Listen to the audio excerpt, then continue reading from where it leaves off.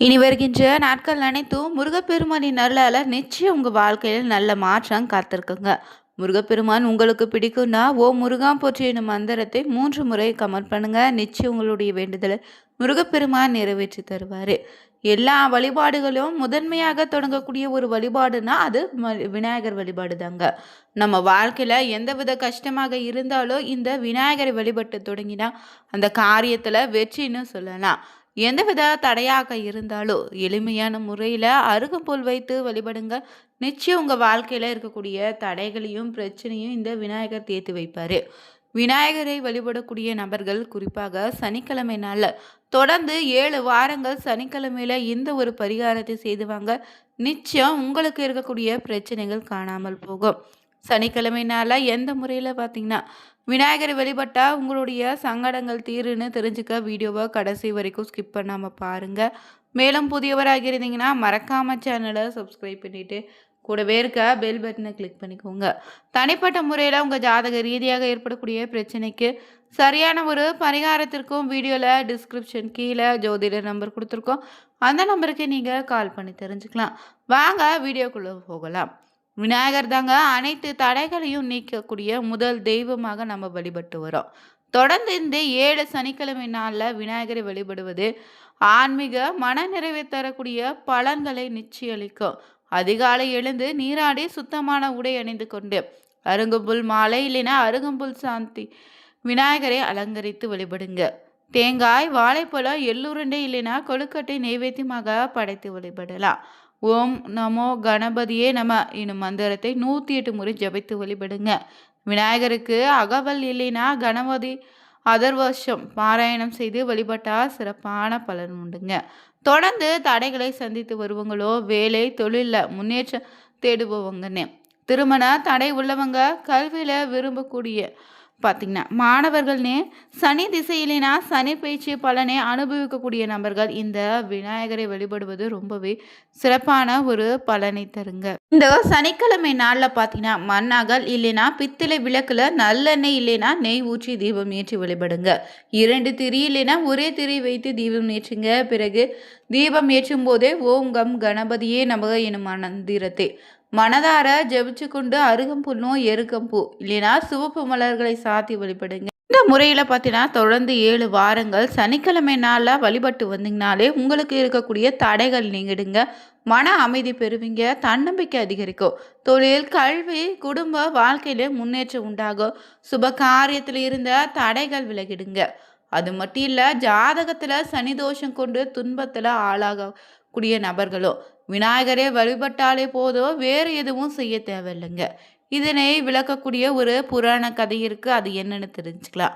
ஒரு தடவை பார்த்தீங்கன்னா ஆற்றங்கரையில் ஒரு மரத்தடியில் நிஷ்டையில் இருந்து விநாயகர் தன்னை பிடிப்பதற்காக சனி பகவான் வருவதை அறிந்து கொண்டாராம். அவன் வந்ததுமே ஒரு தலை சுவடியை நீட்டினார். அதில் இன்று போய் நாளை வான்னு எழுந்திருந்திருக்கு. பின்னர் விநாயகர் பெருமான் அதை அரச மரத்தடியில் வைத்தார்.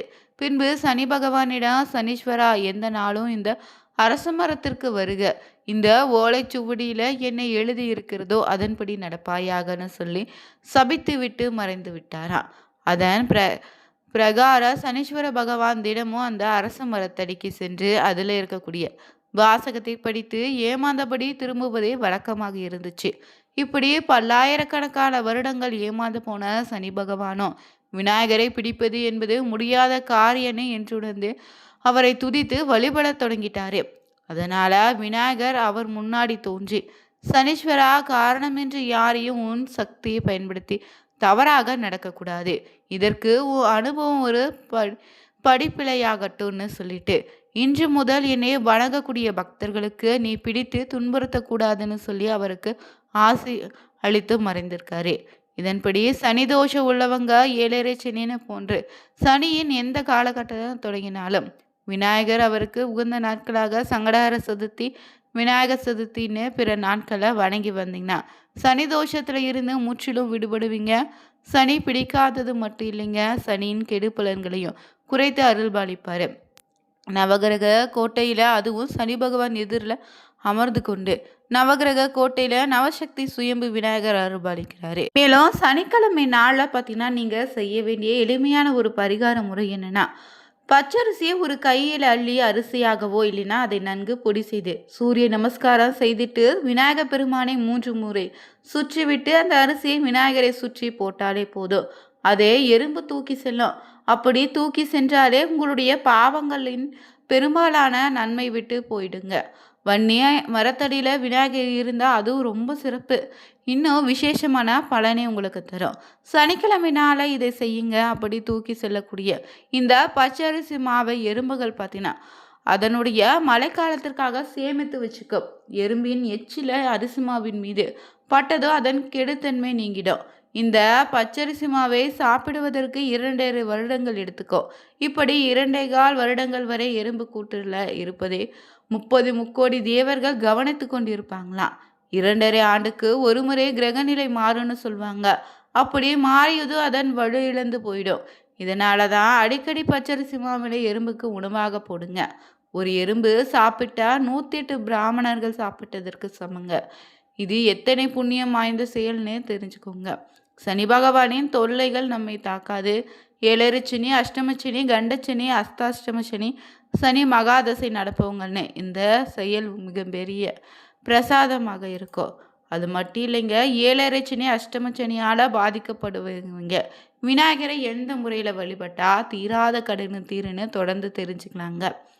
முழு முதல் கடவுள்னு சொல்லக்கூடிய விநாயகரை வணங்க 4 கிழமை தேவையில்லைன்னாலும் சில பரிகாரத்திற்கு விநாயகர் வழிபாடு குறிப்பிட்ட நாட்கள் சிறந்ததாக இருக்குன்னு சொல்லுவாங்க.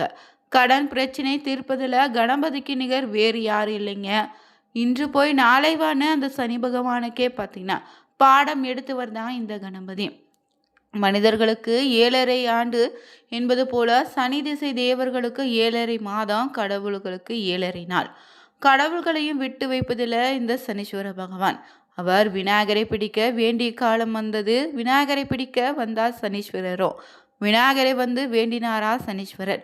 விநாயகர் பெருமானே, என் கடமைப்படி நான் உங்களை 7.5 நாட்கள் பிடித்திருக்க வேண்டிய காலம் இது. அதற்கான பலன்களை நீங்கள் அனுபவிக்க வேண்டுன்னு, என் கடமையை செய்ய நீங்கள் அனுமதிக்க வேண்டுன்னு வேண்டியிருக்காரு. விநாயகர் மறுக்கவில்லைங்க. நீங்கள் உங்கள் கடமையை செய்யலாம். நான் எந்த ஆயிடம் சென்று நீங்கள் என்னை பிடிக்கவிருப்பதை சொல்லிவிட்டு வரேன்னு சொல்லிட்டு நீங்கள் நாளை என்னை வந்து பிடித்துக்கோங்கன்னு சொல்ல, என் முதுகலை இன்று போய் நாளை வருகிறேன்னு எழுதிவிட்டு சொல்லுங்க சொன்னார். சனீஸ்வரனோ விநாயகரின் முதுகலை இன்று போய் நாளை வருகிறேன்னு எழுதிட்டு சென்று விட்டாராம். மறுநாள் தன் கூறியபடி சனீஸ்வரர் வந்தார். என் முதுகில் என்ன எழுதியிருக்கிறான்னு படியுங்கன்னு கேட்க, விநாயகர் இன்று போய் நாளை வருகிறேன்னு முதல் நாள் தான் எழுதியதை படித்தார். சனீஸ்வரனை ஏமாற்றியவர் விநாயகர். அதனால் விநாயகரை பிரார்த்திப்போரே சனி திசையும் எந்த பாதிப்பும் ஏற்படாது. விக்னங்கள் நீக்குபவர் விநாயகர். முழு நம்பிக்கையோடு விநாயகரை வழிபட்டு சரியான பாதையில் நடந்தீங்கன்னா எந்த ஒரு தடையும் வராது. விநாயகர் துணையாக நின்று உங்கள் பயத்தை நீக்கி தடைகளை விலக்கி வெற்றிக்கு வழிகாட்டுவார். விநாயகரை நீங்கள் அமைதியாக உங்களுடைய விண்ணப்பங்களை கேட்கும் கடவுளாக இருக்கிறாரு. மேலும் விநாயகருக்கு பார்த்தீங்கன்னா பரிகாரம் செய்வதாக இருந்தீங்கன்னா திங்கட்கிழமை, வெள்ளிக்கிழமை விநாயகருக்கு உகந்த நாளுங்க. குடும்பத்தில் சண்டை சச்சரவு ஏற்படுவங்களோ விநாயகருக்கு மோதகம் நெய்வேத்தியம் செய்து துன்பங்கள் சிதறி ஓட சிதறகாய் உடைத்து வழிபடுங்க. கணபதி கவசம் பாடினா மனமகிழும் வாழ்க்கை நிச்சயம் உண்டாகும். 7.5 சனி, அஷ்டமச்சனி, அஷ்டமச்சனின்னு எந்த சனி நடந்தாலும் ஆணைமுகன் நிச்சயம் உங்களுக்கு பார்த்தீங்கன்னா காத்தருவார்.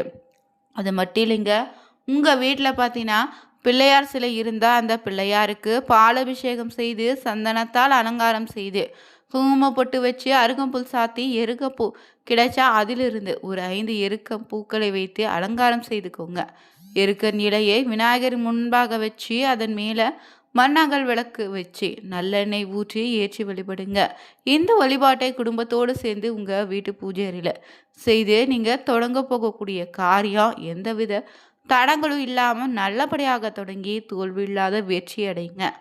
மேலும் இந்த 3 வார திங்கக்கிழமையில் இந்த ஒரு பூஜையை செய்து முடிச்சிட்டீங்க தொடங்கி பாருங்கள், நிச்சயம் உங்களுக்கு வெற்றி உண்டுங்க. இதே போல் 7.5 சனி, அஷ்டமத்து சனி காலத்தில் தான் அதிகமாக ஒருவர் கடன் வாங்குவாங்க. கடன் பிரச்சனையில் சிக்கி தவிர்க்கக்கூடிய நபராக இருந்தீங்கன்னா செவ்வாய்க்கிழமை நாளில் விநாயகருக்கு வெற்றிலை மாலை அணிவித்து வழிபடுங்க. விநாயகரை வேண்டிக் கொண்டு எனக்கு ஏதாவது ஒரு காரியம் நிறைவேற வேண்டும்னா அதற்காக நான் ரூபாய் நாணயத்தை விநாயகரின் பாதத்தில் வச்சு மனதார வேண்டி வழிபட்டா உடனே நிறைவேறும். இந்த வீடியோ பதிவு உங்களுக்கு பிடிச்சிருந்தா லைக் பண்ணுங்க, ஷேர் பண்ணுங்க, கமெண்ட் பண்ணுங்க. மறக்காம சேனலை சப்ஸ்கிரைப் பண்ணிக்கோங்க. Thank you viewers.